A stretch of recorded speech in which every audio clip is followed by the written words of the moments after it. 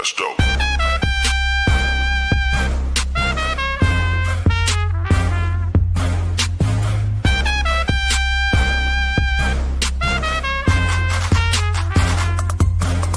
Let's go.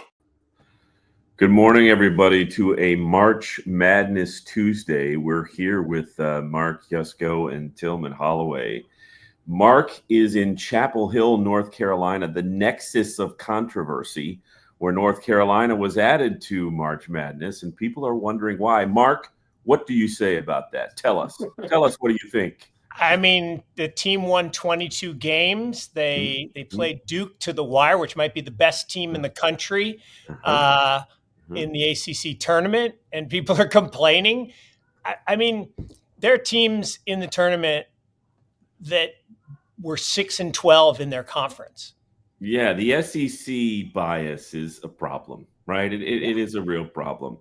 Also, Texas should not have been in the tournament, and they were at it as well. And we've got hook 'em horns. Texas should be in there. We've got the biggest fan base. We'll pay the most money for the tickets. Come on, you got to put us in. And again, what is it really about, right? It's about the fan experience, and it's about having the stadiums full. And look, I'm all for all the underdogs getting in. Okay, and it's great, right? If you win some mid-major conference, you get a berth. But there's teams. I don't want to pick on anyone in particular, but this one's easy. Cornell. Yeah. I mean, you came in second in the Ivy. Yeah. You got like an 18-12 record or something like that. Yeah. Not a big fan base. I'm sorry to all you Cornell fans. Big Red, but it's all kind of silly. I mean, 68 teams, it's a lot of teams. And there's always going to be somebody who feels like they were left out.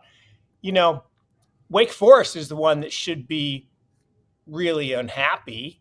But then again, head to head, North Carolina beat them the second time. You know, I've got my own beef because I'm a longtime Michigan fan, and they finished third in the Big Ten and win the Big Ten title, and they're a 5 seed. Thanks. Appreciate that. So let's get to the business of the day and March Madness here with Bitcoin. Mark, I know you there was a Cointelegraph article a little bit ago associated with, your thoughts on a crypto bear market. Maybe Cointelegraph is being a bit having some editorial fun with your thoughts. So take it away, my friend. It's accurate. Look, there are a whole bunch of people that, starting middle of last year, post ETF adoption, as Trump was getting closer to winning the White House, we're like, it was really kind of post Nashville. Post Bitcoin 2025, where it was like, the 4-year cycle's over. We're going to the moon. It's up only.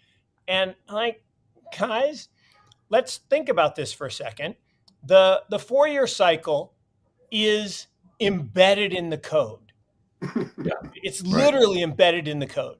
Yeah. And what are you talking about? I'm like, well, let's think about how this works. Every 4 years, you cut the number of block rewards. Right. Okay, well, why does that matter? Well, in theory, if you do that, half of the miners would go out of business, right? Their costs are fixed. So they will hold their coins until someone bids them higher because they need to pay the bills. So there's a built-in price escalator every 4 years. Okay, great. Why does that matter? Well, that attracts attention, right? I mean, guys in particular, I say, if somebody were to walk down the hall, I would look at them because guys, we're hunters, right?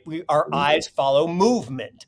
I joke all the time. My wife says, get the ketchup. I open the door. Honey, there's no ketchup. She walks up, she grabs the ketchup. If it ain't moving, I can't see it.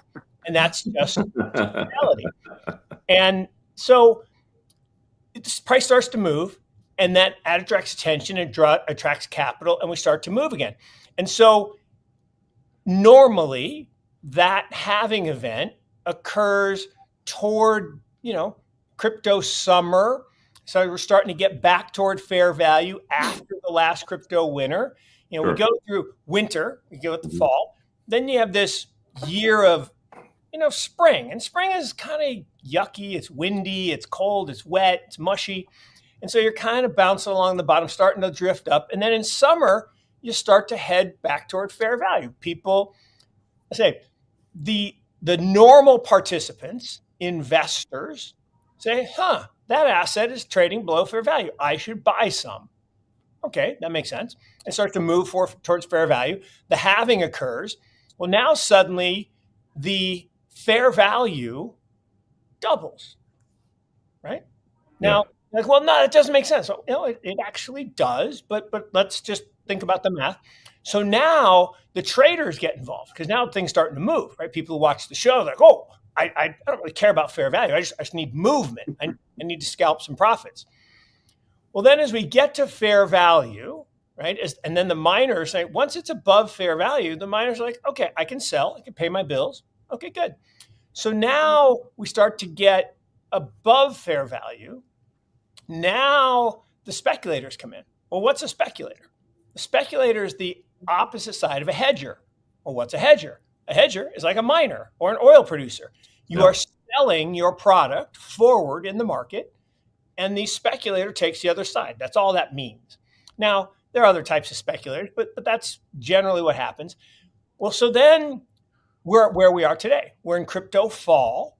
Right. And you start to see the price move away from fair value. Well, then the gamblers come in. And the gamblers, they don't give a shit about fair value. They don't care about anything except, hey, I can buy this. I can buy it on leverage. So they lever up and we start to go parabolic. Now, some would argue, well, that's what happened in December, right? All this, enthusiasm about the strategic Bitcoin reserve. We went well above fair value. Fair value was 85. We got to 106. And now they're like, oh, it's over. We missed it. I'm like, no.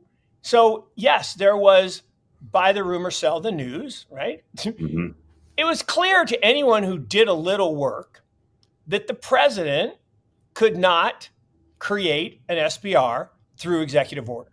Right. They just couldn't, right? Right. That's why we have 3 branches of government and all this stuff. There is a treasury, and that is controlled by Congress. And Congress has to pass a bill into a law. So slip between cup and lip, we get a little. But the thing that people are missing, and this is a long answer to your question. Every Lunar New Year, we have a dip. Yeah. Why is that? Well, because a bunch of people try to sell to fill up the red envelopes with money. Yeah. No, China doesn't own any. Are you joking? Yeah, they banned it, but the Chinese own a lot of Bitcoin. So, especially people like Bitmain, et cetera. So they own a lot of Bitcoin and they sell. So we have a little dip in February kind of ish. Well, then in March, madness, in advance of tax day in April, we have another sell-off. Yeah. And it's worse when we've had a really big year the year before. Right. Because if we had a bad year, no one needs to sell. Right. When we have a really great year, up 140%, Yeah. people got a lot of taxes. So we're seeing that coupled. So you got all these things, and we do this. So if you go back to the 21 cycle, this happened. We peaked in January, and then Elon did his tweet. So it was a little early. We went from 60s, and we went all the way down through July, back to 30,000, 32,000. Yeah. Right back to fair value. And then we shot up all the way to 69 by November. So what I said is I do this thing, the 10 surprises, modeled after Byron Wien, the famous Morgan Stanley strategist. God rest his soul. I guess he passed away a couple of years ago. And so I do this 10 surprises. And one of my surprises was, look, everyone thinks number go up, 4-year cycle's over. I'm here to say it's not. So what's likely to happen in my mind is we're going to have our typical crypto fall. It'll probably start summertime and go right through the fall. And we'll pick a number. If fair value is 85 to 90 today. By fall, it'll be 100-ish. Let's just call it a round number, 100. And that's because of Metcalfe's law, and you can calculate what fair value is. And Tim Peterson does a great chart on it. So all of that says, okay, in previous cycles, we've gone to 2 to 2.1 times fair value during the parabolic stupid phase. And what I mean by stupid, meaning when you pay 2 times fair value for something, you shouldn't expect to make a lot of return. Right? You should expect, it's like buying NVIDIA at $140. You shouldn't expect to make a lot before, you'll lose, and maybe you'll make money long term, but it was trading at 36 times revenues. So you shouldn't expect to make a lot of money. So this time, I think there's less leverage. There's still leverage. And everyone's been reading about this levered trader 40 times. Yeah, but 40 times is different than 100 times.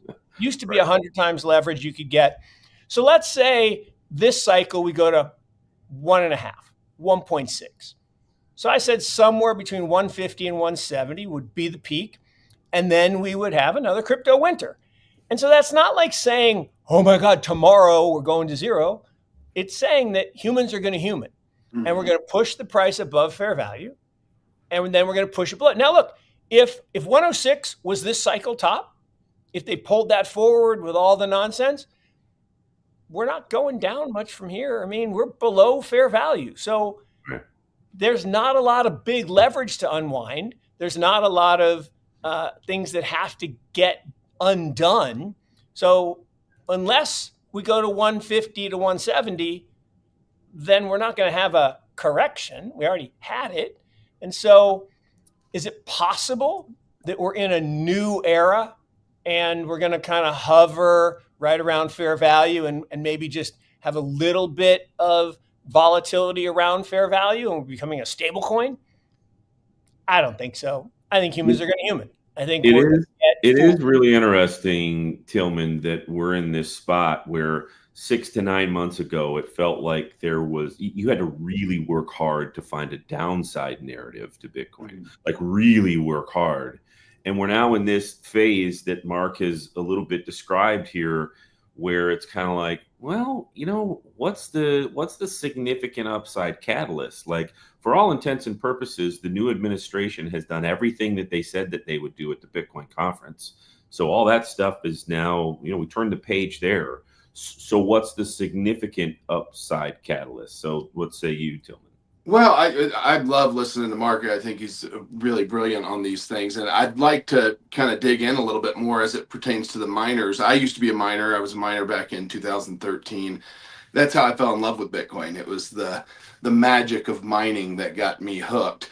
And I've had this begging question, it was obvious to me that the miners controlled the price back then in a very direct manner. And then it looked like the ICOs were driving the price in this last one. And now to me, it seems like we've switched to institutional buyers really driving the price. I think there's some pretty large numbers attached to even MicroStrategy's contributions to the overall demand. And so I guess the question that I can't answer myself is, as the miners become less and less involved in the price, in driving the price because they control less of the supply,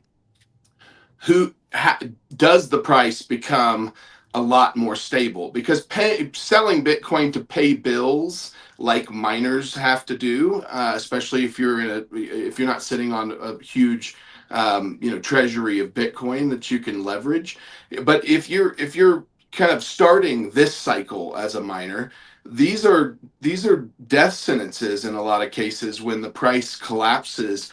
And I don't know, I'm still waiting to see whether this cycle is different. The famous last words, this time's different. There's a part of me that thinks that maybe this time is different because the buyer is so different and the seller is so different. Like when you change the dynamic of the people that are controlling the asset themselves, the vast majority of them, you've got diamond hand holders like MicroStrategy's accumulating at a rate that's so disproportionate to what the individual miner could do or the individual retail investor. It seems like from a retail perspective, we've entered into a new arena essentially. What would be your take on that? Well, I think it's a fantastic point. And I think you have to really think critically about market participants the way you just outlined.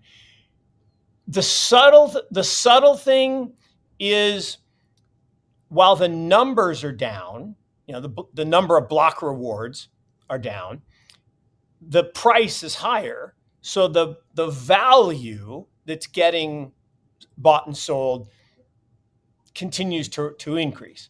And so while I totally agree with the point that the miners have less incremental control, and then there's a second sinister part to this, which is what we've been talking about is spot. But most of the nastiness of the last year has nothing to do with spot. It has to do with futures. Right. And see, this goes all the way back to that 2017 period. So in 2017, there was, all this ICO stuff and all, craziness, and Gensler's cracking down, and, everybody's, that's pre-crackdown, and everybody's getting upset. And there's this guy, Leo Melamed. Leo runs the Chicago Mercantile Exchange, and had this quote in 2017, which I thought was really strange, but now prophetic. And he says, "We will tame Bitcoin," which is a very interesting word to choose, right? Like, that's an active choice. We will tame. And he's like, we, the CME, we institutions, we, Wall Street, the dark side. Well, what did he mean by that? Well, what he meant was, when Bitcoin was deemed a commodity, everybody's like, yay, we're not a security. Be careful what you ask for. You might get it. We would have much preferred to be a security. Why? Well, because by being classified a commodity, now Leo and crew can create futures on our product. Well, why does that matter? Well, Bitcoin is something that can only be created, not out of thin air. Not true. A futures contract can create Bitcoin out of thin air, just like it creates oil out of thin air, or wheat or corn. And what does that mean? Like, in the old days, if I had oil and I wanted to sell to you, right, I had to physically have it or have title to get it. Well, then the futures came along and said, hell to the no. I can just write a contract with you, and as long as we settle the contract before the delivery date, I don't ever have to have any oil. That can just be a financial transaction. So you get these very weird, if you look at oil market, right, it'll go way, way up high, and then it'll crash, and then it'll go way, way up high, and it'll crash.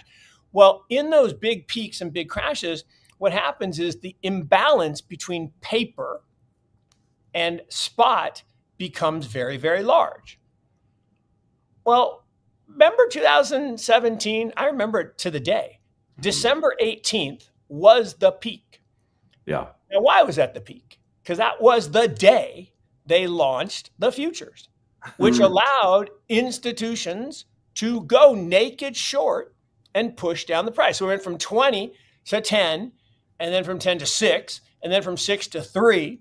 Right. And people said, oh my God, it's dead, it's over. Wasn't over. So fast forward to last year, January 10th, everybody's like, yay, Bitcoin ETFs. I'm like, yeah, is anyone else watching this? The freaking CME approved a slew of new futures contracts. And so what drives me crazy, every 45 days or every 90 days when the 13Fs come out, everybody reports, oh, Millennium bought $2 billion of Bitcoin. No, they didn't.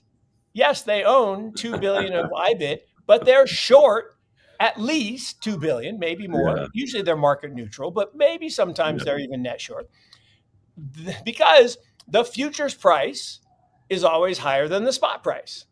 And so over the 30 days, you roll down the curve, and that's called roll yield. And that's why if you buy any of these commodity ETNs or ETFs, you lose money every single day because you're just getting destroyed. So it's, again, a long answer to saying what's happening is there's very, very big money, to your point on the institutions, that is shorting the crud out of futures with reckless abandon. This is what happened with gold. When the gold ETF was approved, it took over a year for GLD to get back to its issue price because they were spoofing the futures. And JP Morgan, I love this part. So in the gold market, JP Morgan does something called spoofing, right? They pretend to have interest, and then they pull back the bids right at the end, and they push the price artificially down. It's against the law. You get fined. A couple of years ago, they paid a $960 million fine. Yep. Almost $1 billion. Yeah. And when they asked the guys, like, yeah, but we made 20 billion. So it's just like a cost of doing business. It's like a 5% tax. Mm-hmm. And the SEC loves it, right? Because they're funded by their fines. That's a crazy thing. They don't get government funding. They fund themselves by fining people. Police for profit. Yeah. They like to fine crypto people. Well, speaking of funding, Saylor made another announcement today. So if we can pull that up, Strife, which is an interesting way to categorize a new perpetual preferred. And then there was a follow-up tweet by our guy at Bitwise, Jeff Park, that I thought was hilarious. A few moments later, he said, "Is it really called perpetual strife?" And so,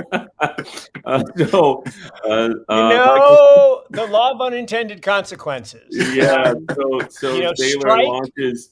Yeah, really works. Strife. Is it really called perpetual strife? Yeah. Perpetual strife. There it is. So a perp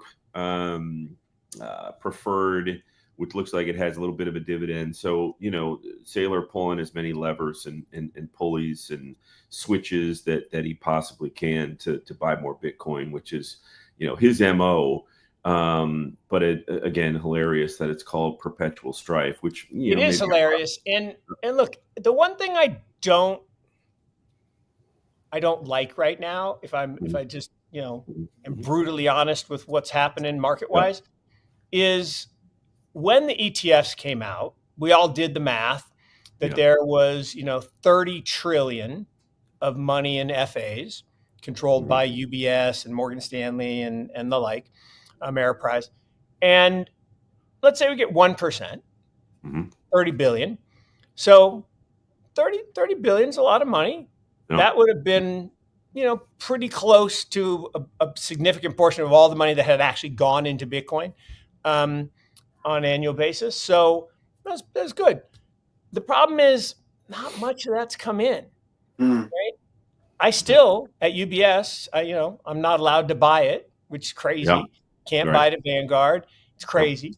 And so there's been a little bit of money.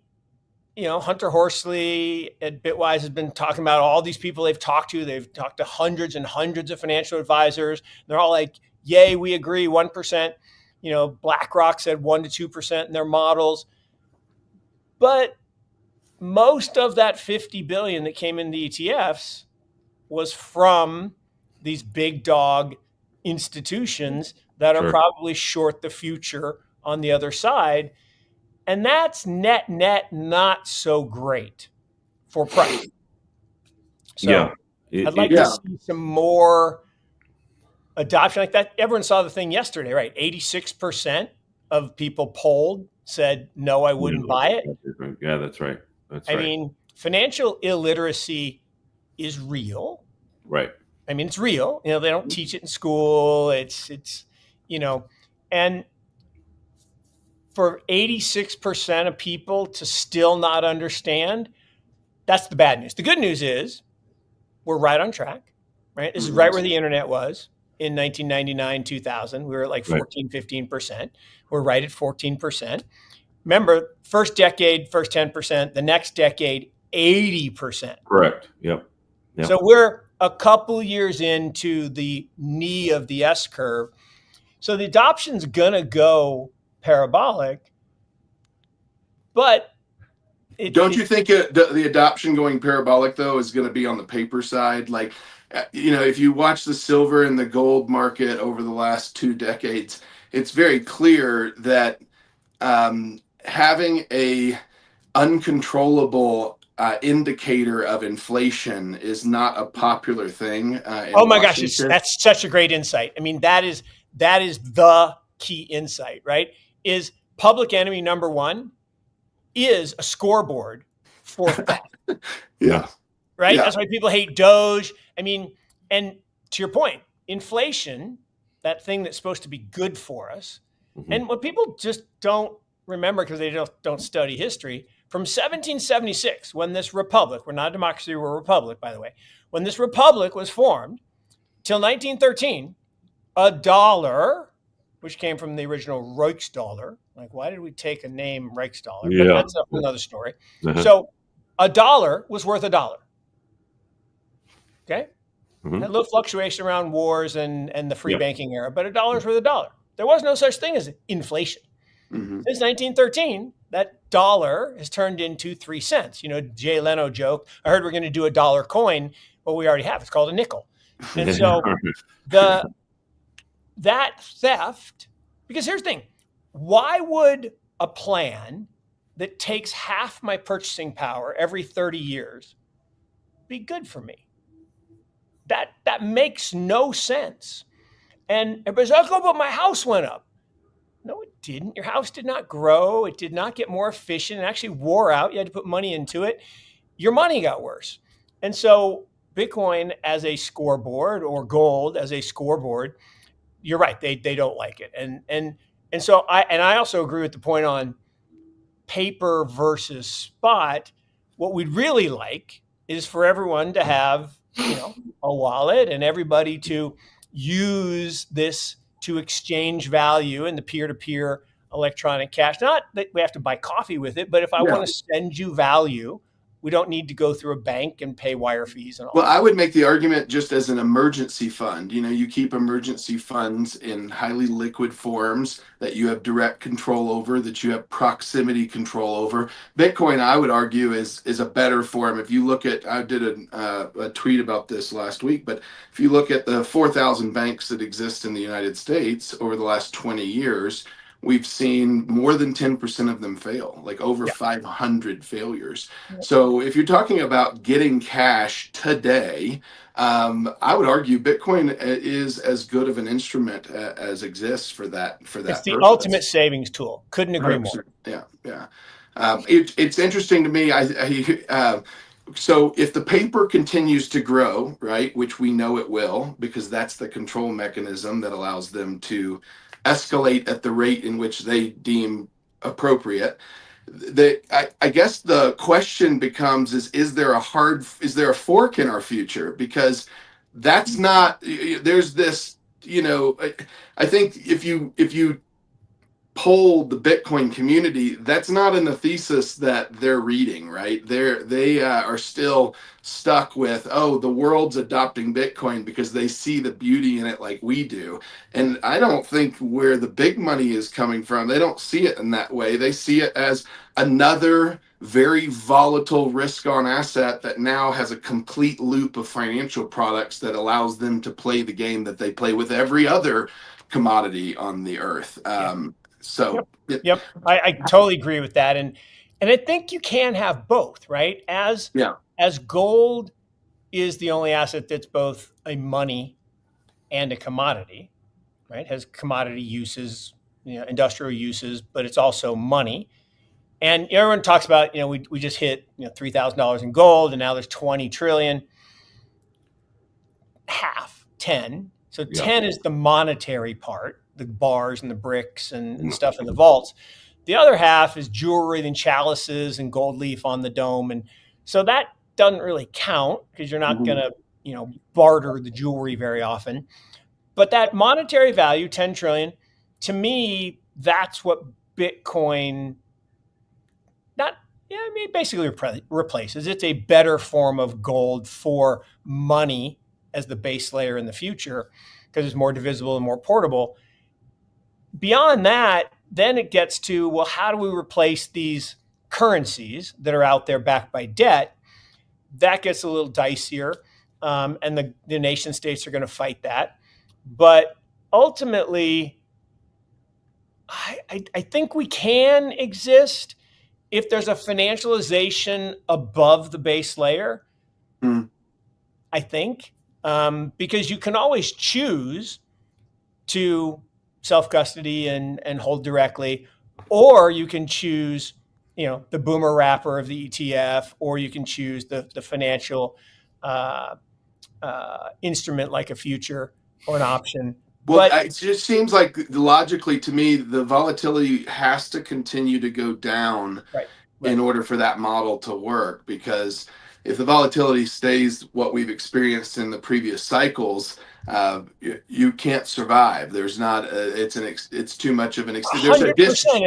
There's a price difference to the point where they would be a break, right? There would be such a premium put on physical Bitcoin versus the paper that the paper would lose its luster, wouldn't it? No, that's again a great point. And the key there is, like I said, adoption, right? It's getting more participants involved, because the thing that bothers me about this recent downturn, it's on no volume, right? Oh my God, there have been outflows for 5 weeks. Yeah, how much? 5 billion, 6 billion. I mean, that's not a lot relative to 1.8 trillion. Well, then why is the price moving so much? Because of this financialization. And the thing that the people have a hard time with, and this is true of any asset, right? Think about NVIDIA stock. How much money did NVIDIA actually raise when they went public? Okay, not that much. How much is the value of that stock? What do you mean value? Because here's the thing. You're taking the price of, if you and I trade 100 shares, we'll get that price. And we're multiplying that by the billions of outstanding shares and getting a market cap. But here's the problem. If I had 1,000 shares, I'm not going to get that price. If I had 1 million shares, I'm not getting close to that price. Yeah. If I had 1 billion shares, I couldn't sell them. Well, as bad as of an example it is, you can see the on-chain data in a very clear way. It's like the Trump coin, right? He controlled 80% of the supply that he launched, and they were able to extract, I think, a couple of 100 million. Well, the market cap at the point of extraction was like 75 billion, but that was all the liquidity in that $75 billion value. But to your point, the extraction has to be liquidated. Mark and Elon own a bunch of Doge, right? At least that's what we think. Mm-hmm. And on paper, it's worth a bunch of money. No, it's not. Because the minute one of those two wallets sells one Doge, that price is collapsing. Yeah. It's going to collapse. And the only way is if you feed the ducks, right? If you are feeding into that frenzy of the money coming in, XRP comes to mind, which, it's that amazing. Knife cuts both ways, though. The previous cycles, man, they weren't feeding the ducks; they were pulling back because they were selling ducks. I don't know exactly, but it's amazing how people still don't understand that if a foundation or an individual owns the bulk of something, and they're selling it to you, they're not on your side. Like literally, you are their exit liquidity. Yeah. And it's, I meant the most egregious example of that was there was this consulting company that went public in the .com boom. It was a husband and wife team out in California. They floated 1% of the company. that thing would trade 40 times a day. Like the whole market cap would turn over 40 times, and they would just feed another 0.5% every day until they eventually sold this worthless company, which helped companies change their name to .com. I mean, there was literally no there there. Mm-hmm. And they got super rich and everybody lost money. And that, again, that's a story as old as time. Absolutely. And the solution's not hard. I mean, people in the meme coin space have grasped, like, how do you keep a project from getting rug pulled? I can tell you, keep all your liquidity post-launch and put it in after launch. That's how you do it. You know, the fact that you've got these sniper bots, you know, attacking the market before anybody even sees the market is the issue. And it's crazy. I mean, free and fair is the only, look, I'm not a big believer in meme coins generally. You know, it's monetizing attention. I'm like, no, it's a Ponzi scheme, just like all Ponzi schemes. And that's fine. You want to do a Ponzi scheme, knock yourself out. But don't tell me it's some newfangled thing. Yeah. It's just this month's edition of what's popular. Okay. But you're not creating any value. And it's part of my struggle. You know, so whenever I talk, you know, Bitcoin to Bitcoiners, like, oh, yeah, you're a shit coiner. Like, what are you talking about? I own more Bitcoin than you do, probably. And not you personally, but most people I talk to. And they're like, no, you own Ethereum, you own Solana. I'm like, yeah, so what? Well, then you're a shit coiner. I'm like, no, I'm objective. I'm objective, and I one, I like to make money, and two, I believe that there's a role in the world for smart contract technology. I believe that. Now, whether we know how it's going to work, but what I don't like, I mean, I love the construct of Uniswap, a decentralized exchange where we control. I love that. Not centralized, not New York Stock Exchange. What I don't like is that the token doesn't share in the revenues of the DEX. And they even know it, right? They've been trying to do Uni 2 and they get close and again, I'm not criticizing anybody because that's what the ICO thing was. But just because you can issue a token with no claim on equity, no share of debt, no share of cash flows, doesn't mean you should. And just because you can launch a pre-mined meme coin where you own 80% and you feed the ducks doesn't mean you should. Like, I have one meme coin, dog, go to the moon, right? How'd I get it? I got it because it was airdropped to me because I did some ordinals and I love it, right? It was free and fair. Everybody that had a certain thing on a certain day got some. They didn't keep it for themselves. Now, maybe it'll go to 0 too. I don't think, I don't know. But that, at least to me, has a chance of being okay. Yeah, the fair and equitable distribution is a big deal to me. It's where Bitcoin, to me, separates itself, men from the boys.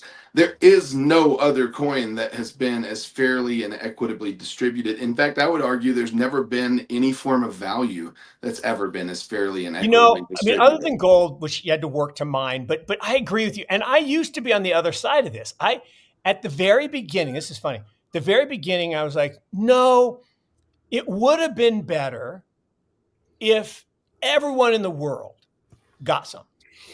And you could decide if you're going to keep it or not keep it, but then everyone would have started at the same place. And I don't remember, I wish I could give credit to the person that showed me the light, but they said, no. This is about effort. This is about contributing work. Proof of work is in the name. Proof of work. Yeah. And I was like,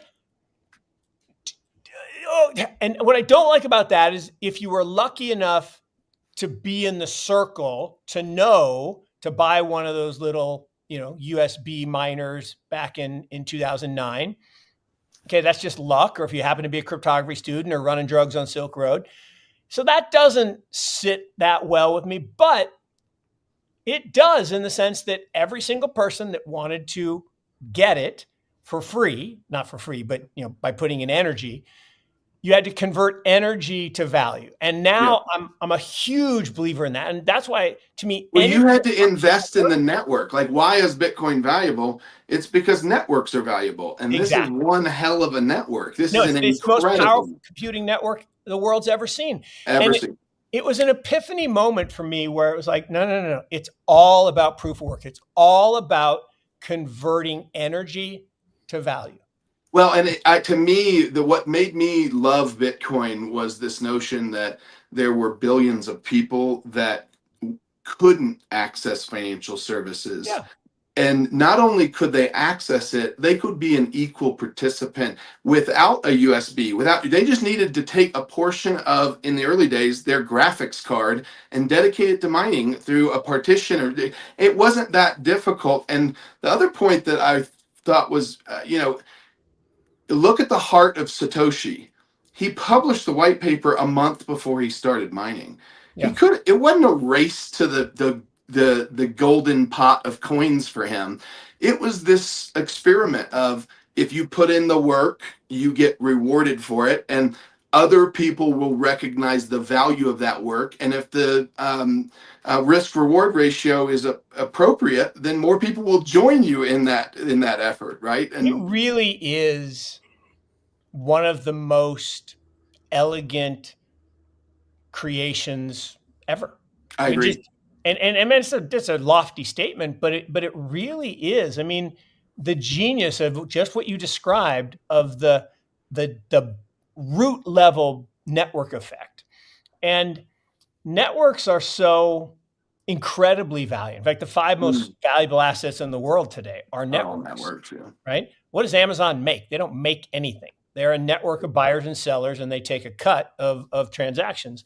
I mean, AWS is a little different, but their core business is a network. Apple, right? They make these, but that's not the power is the network, the app service. And so the same thing's true here, and it's really interesting. So I've done a decent amount of work on this, and I even came up with my own corollary. So, the first guy, Sarnoff, said networks are valuable because anyone who can hear a signal, literally like a radio signal, is part of a network. Mm-hmm. So I say, growing up, I could listen to WGN radio in Chicago. I was in Seattle. How is that possible? They had the giant antenna, and it would bounce up and down off the clouds. So anyone who could hear that signal was part of the network, Sarnoff's law. And it was a linear relationship, 1-to-1. But then Metcalfe came along and said, well, no, because if Mark and Tillman both hear it and then they connect, that's another connection. That's a bigger part of it. So it's actually an exponential growth. Okay, cool. Then Reed came along and said, well, yeah, but once you have that big ball of connected people, there's some people who like, video games, and other people that like to golf, and other people so there are these subgroups that create even more cohesion.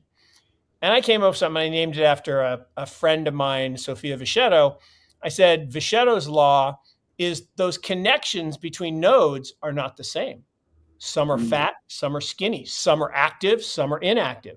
So there's a fourth derivative of how valuable networks. And like, I'm an on-chain monkey guy. My PFP is an on-chain monkey.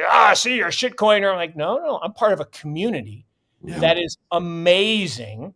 And I've gotten involved in some unbelievable things because of the network and because how active certain nodes in that network are. And that community element of Bitcoiners on top of the elegant technology is pretty extraordinary. Well, I think it's a kind of inevitable if you fell in love with Bitcoin before the price made you fall in love with it. You had to appreciate those characteristics. You found the beauty in the architecture. And now I guess that's the biggest thing about this cycle that I just can't put my thumb on, which is, who controls it going forward? Because I've seen this my whole life. My dad's been a gold bug since I was, since I can remember. And he's been talking about this exact same nature, this characteristic and this relationship between Wall Street and gold. in the exact same way that now Bitcoin is being spoken about. It's going to be an interesting way to see how it plays out. So, Mark, thanks for being on the show today. We're going to pivot to Arch Public and talk about our algos and our Bitcoin algo in particular. Awesome. So, thanks for taking the time. Good luck to UNC in March Madness this week, and we'll be seeing you, my friend. All right, thanks, y'all. It was super fun. Mark. Talk to you soon. You bet. So, all the things that Mark talked about there really speak to having institutional hands on Bitcoin, on crypto in general, right?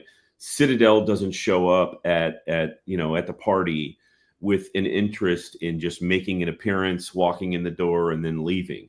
Citadel is there now to take over the party. And what does that mean by taking over the party? It means grabbing the transactional value associated with Bitcoin as an asset, crypto as assets, and squeezing the, all of the transactional value that they can possibly get, whether it's buying or selling, volatility or not volatility, paper Bitcoin or spot Bitcoin, futures or options. Citadel wants to do it all. And so, our point here at Arch Public is basically, do you have an institutional level tool that can play at the same level that these institutions are going to play at? And if we can pull up the chart that we've shown there, that is what we do. We provide institutional level tools that people can use to benefit from volatility. There's been a lot of volatility with Bitcoin and crypto over the last month or so. And with that being said, do you have a tool that allows you to buy when things are moving in a certain direction, sell when things are moving in a different direction, and do it in an emotionless, remove the fear and greed from the process? Yeah, a systematic way. It's, you come up with a plan and then you execute on that plan. And it's very hard to execute on a plan that you haven't come up with. So the first, order of business is to really put thought into, okay, I love Bitcoin. I love Ethereum. I love Solana. I want to own more of these assets. I also want to take advantage of the volatility of these assets in the form of trying to trade them. But most people don't have the time to sit in front of a computer, nor the attention to give it to become an expert in it. But the market and the charts are nothing more than numbers being displayed in a visual format. And so automation is monitoring the numbers behind the picture. And when the numbers fit the criteria that you set out for it in order to execute both sell and buy, those criteria don't have emotions attached to it. It just gets done. And so that is, in my experience, the biggest enemy of a trader is the trader themselves and the emotion that they carry into, not only when, it cuts both ways. If you're in a trade and you're losing a lot of money, there's this fear that grips you. And, there's an old saying my dad used to tell me is sell until you can sleep. If you're in so deep that you can't sleep, you're in too deep. Sell, get out. And the converse is if you're, in profit and something's going parabolic, the age-old question is, oh God, am I leaving money on the table? How do I get out? Well, the answer is different than you think. There is no thing that can perfectly time those peaks and troughs. So what you have to apply is a systematic in and a systematic out, a dollar cost average strategy that has intelligence built in. So it's not just a blind DCA, but you're getting the benefit of multiple purchases when indicators are telling you that the market is exhausted.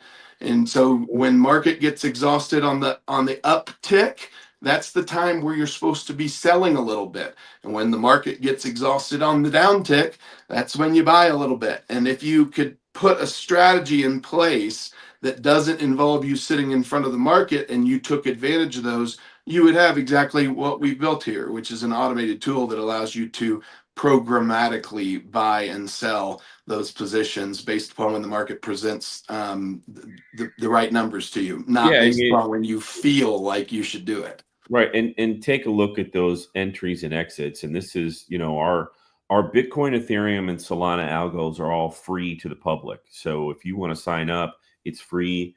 $10,000 in transactional value on an annualized basis is free for you to use. Use the tool how you want to use it. But taking a look at an ARB strategy with Solana over the past several weeks and the volatility there, right? So you have purchases at the at downturns in candles, right? Then you have sales when you have significant upticks in those candles. And again, I'll say this, and I said this so many times. You can't follow crypto markets 24 hours a day. It's impossible. So our algos are making trades on your behalf while you're sleeping, or while you're at dinner with family, or while you're on vacation, or while you're on whatever you happen to be doing that's not sitting in front of a computer, looking at price. On top of that, it's impossible for you to execute at the level that these algos are executing trades in the midst of fear and greed. Like, can you buy Bitcoin at 78.5 or 79 when all of crypto Twitter is telling you that we're going to 62 imminently, right? Can you sell at 104 or 109 when all of crypto Twitter is telling you you're going to 125? It is a stark and institutional level tool that allows you to say, I want to do this with my crypto portfolio, and I want to set it in motion, and then I want it to just happen. And it's very, very difficult to find those tools out there, whether it's crypto exchanges or the like. They simply just don't offer them. We offer these tools for people, and we offer them for free. You literally can use Bitcoin, Ethereum, and Solana for free at Arch Public. And there's our website, archpublic.com. Go there, take a look, use us. Sign up for a demo and talk to us. Well, sign up for the product, use it for free, and then come tell us your opinion about it. Tell us how we can improve it. Tell us how you would like to use it, how you are using it. All of that is incredibly valuable to us. We pride ourselves in kind of pushing the barriers of what's available to retail traders. So this is a selfish endeavor that we are going to continue to improve upon based upon customer feedback. So please come use it. Come tell us how you like it. Schedule a demonstration so that we can show you all the feature sets attached to it. There's literally an infinite number of ways to use the software.